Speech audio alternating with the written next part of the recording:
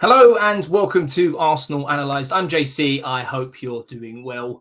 Today I bring you the very first match preview for Arsenal in the up and coming new Premier League campaign 2022-23 season. I'm very much looking forward to it. I hope you are too. Go ahead and smash that like button, subscribe if you're new around here, but let's waste no more time at all and bring you everything that you need to know before kickoff under the lights at Selhurst Park this Friday. Recent form for both clubs during pre-season. Typically on the channel, we would look at previous Premier League games, but we're going to have a little look at the pre-season for both clubs. Arsenal have been in some fine form of their own, only losing one game, a behind closed doors fixture with many of the fringe/youth players featuring in this particular game.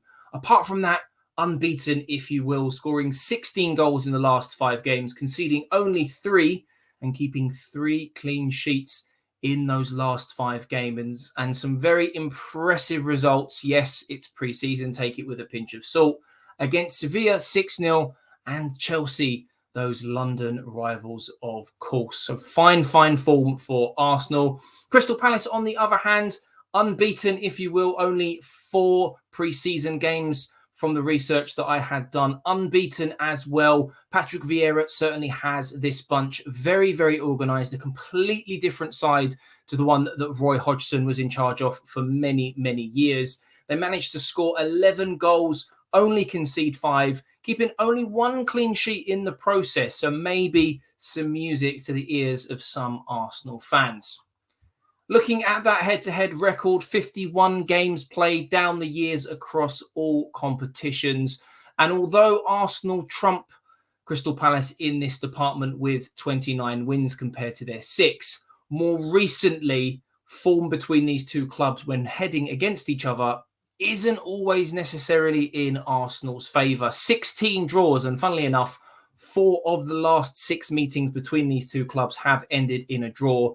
And more recently, towards the back end of the last Premier League campaign, Arsenal weren't only beaten, but they were battered 3-0, some might say, under the lights of Selhurst Park, where we faced them this coming Friday. However, prior to that, it was a 2-2 draw earlier in the season, a dramatic last-minute not winner, point raiser, shall we say, from Lacazette.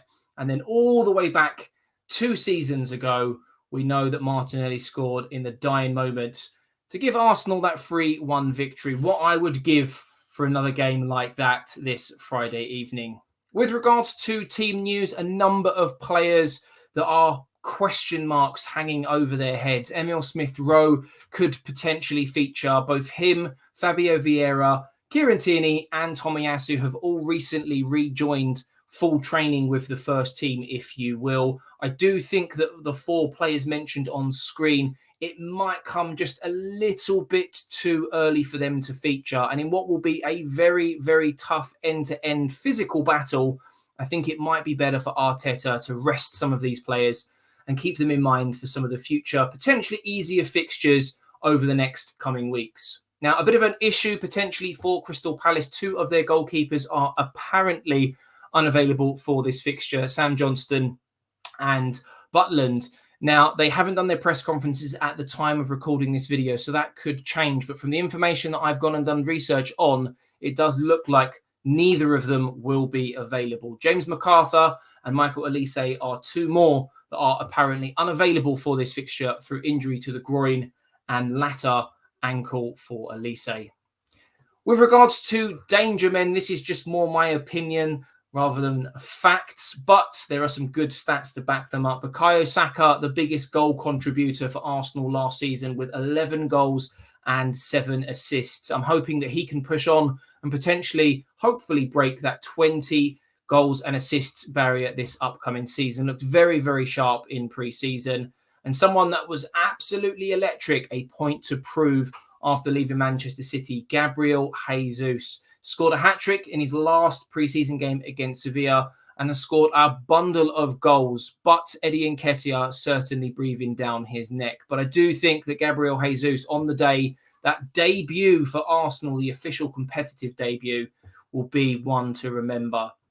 Eze is a player that I really like at Crystal Palace, and unfortunately last season he did pick up quite a significant injury, and I do feel as though he may kick on and again has a point to prove, very close to being called up with the England squad on several occasions, but due to that injury missed out. So I do think that he will have a point to prove this season, and he'll want to start the season on a high. And another player that always seems to like playing against Arsenal, Wilfried Zaha, maybe because he's an Arsenal fan, maybe because of the failed transfer a few years back when Unai Emery famously wanted him and got Pepe instead. But 14 goals last season in 35 appearances, definitely their most dangerous man moving forwards, and one that Arsenal will want to keep an eye on. And the physicality of Saliba, should he start, I can see there being a good matchup and battle in that particular department. With regards to predictions, I'm going to go with Ramsdale in goal, who has now been given the #1 jersey. Make it your own.